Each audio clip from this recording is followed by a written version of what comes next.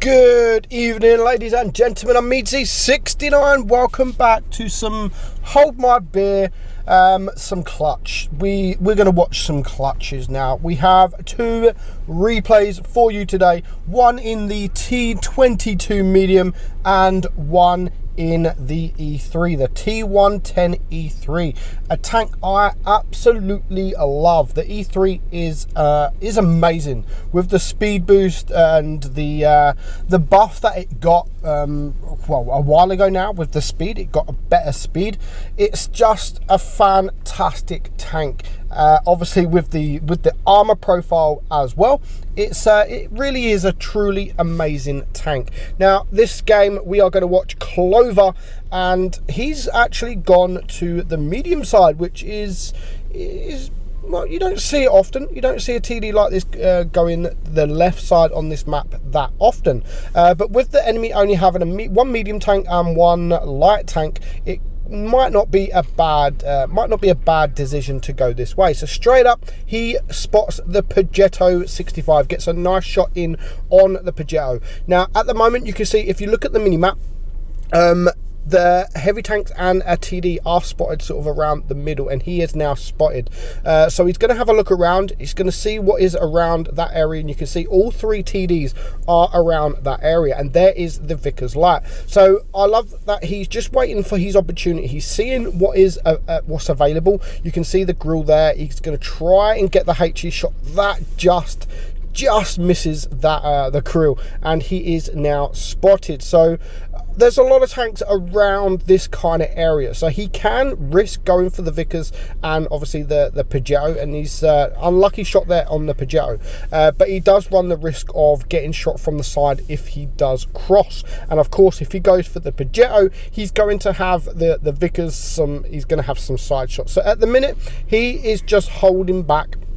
He's getting some damage done to these heavy tanks, and now that he has more backup, you can see that the T92 has just rushed in, and straight away Clover realizes that. So he's just literally said, like, attack, let's go. They can completely attack these medium tanks, get rid of them. But again, you can see that he's still paying close attention to these middle tanks here, and he gets another shot on the VK, and he's going to back up, and he's just going to use this wall as a bit of cover. But unfortunately, he does take a shot from the VK72. So does he use this opportunity now? No, he's not going to use it. He's being very, very patient, and I love that about players. He's not rushing in. And I mean, you could actually rush into these medium tanks and obviously the Vickers, but I think with the amount of heavy tanks that are in the middle and the TDs, it's probably safe. It's probably a safer option if he just stays this side of the map. But his team are bleeding hit points. Now he's decided to turn around, and it is now a 5 against 6. He is spotted, but he is going to hopefully, unfortunately can't quite get the shot yet. He does go for the VK72, and again he takes a nasty shot, which now brings him down to a 1 shot to these big TDs and these big medium tanks.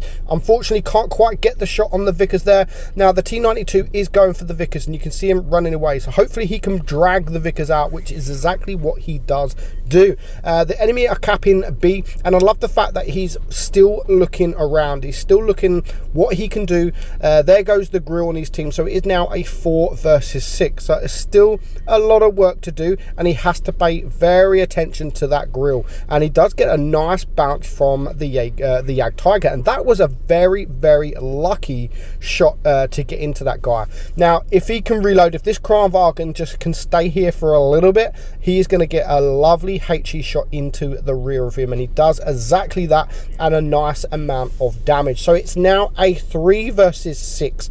Both of his last teammates, there goes the T92, I was going to say, are 1 shots, and now he finds himself on his own against 6 tanks. Now if he could do this, this would be one of the best comebacks I think I will ever see. Now I don't know the outcome of this game. I know the damage, that is all I know. I don't know if he wins, I don't know if he loses, but if he's gonna win, he has to start taking some of these tanks out. Lovely shot there against the grill, and that is a really good target to clear. The Vickers is just being annoying there. He hasn't moved all game, but he's just being a nuisance. And all this team have got to do is come together. What is this guy doing? That guy there, the VK, could have potentially just cost them the game, but they are all rushing up now. He needs to get another bounce. He's on 6.7k damage, gets a lovely couple of bounces there, 2.4k block damage. Oh, so close. He's on 7,000 damage, and he's now a 1 versus 3. I think the last remaining 3 tanks are all one shots. Maybe not this Yag Tiger, but he does get a lovely bounce from him. Now, does he go for the Yag Tiger?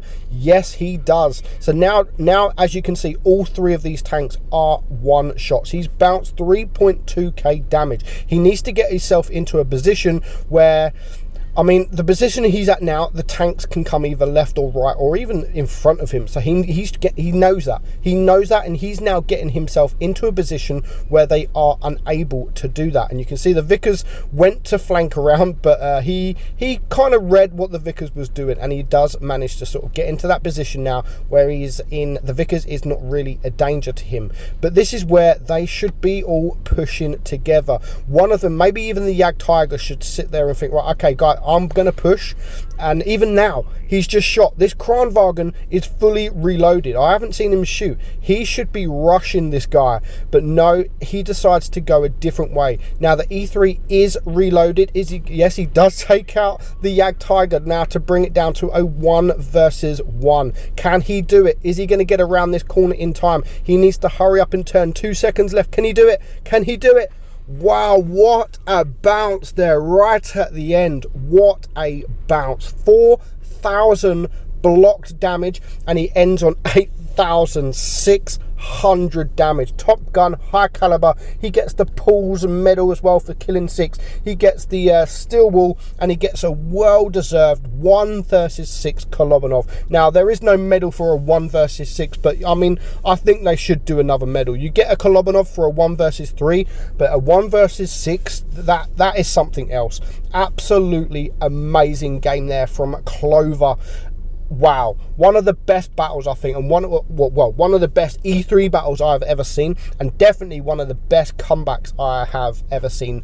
So GG there, Clover. Very, very good game. Talking about clutch games, we are going to watch another clutch game in the T22. Now, I do know the outcome of this game. I watched the sort of the end of it, and again, just like that game in the E3, this is just amazing. So we are watching the T22, and we're watching Mr. Banana Mr.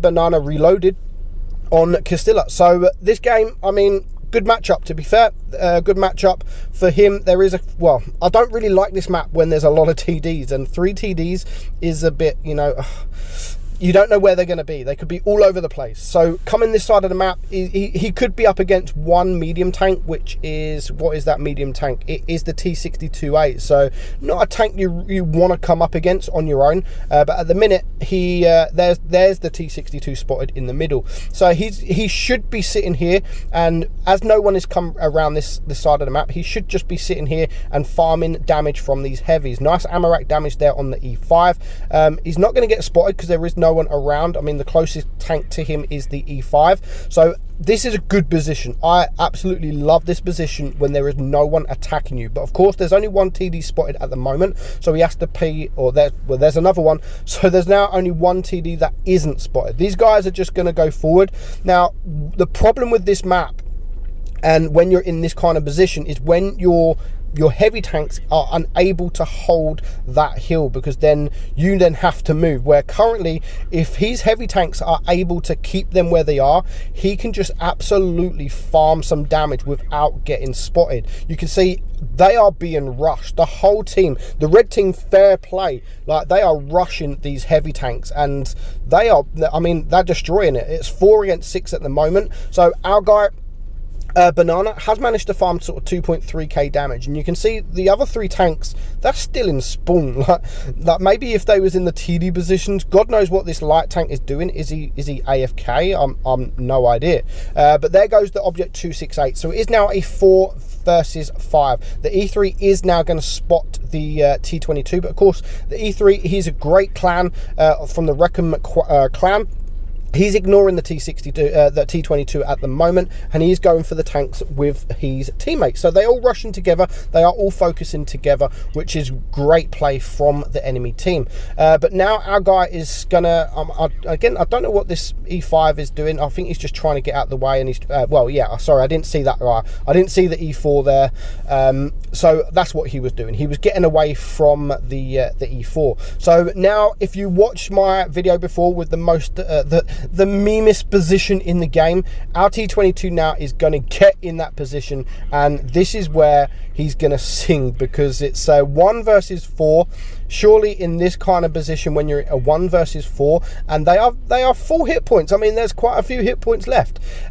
Surely he can't just remain in this position for the rest of the game, just farming damage. Surely not. But we're about to find out. So you can see that the Kranwagen there, the T62 there, are all trying to get shots on him, but the T62 is unable to pen him, and the E5 is now going to try and come up. Now, he does get a shot into the lower plate, and is he going to start? Yes, he is going to start pushing him, and that's what this position is great for. But you know, the E5 is a great, as I've said, he's a great clan. He's a good player. He's still doing a little bit of damage, but you know what? He should be sitting here now and thinking, right, you know what? F you.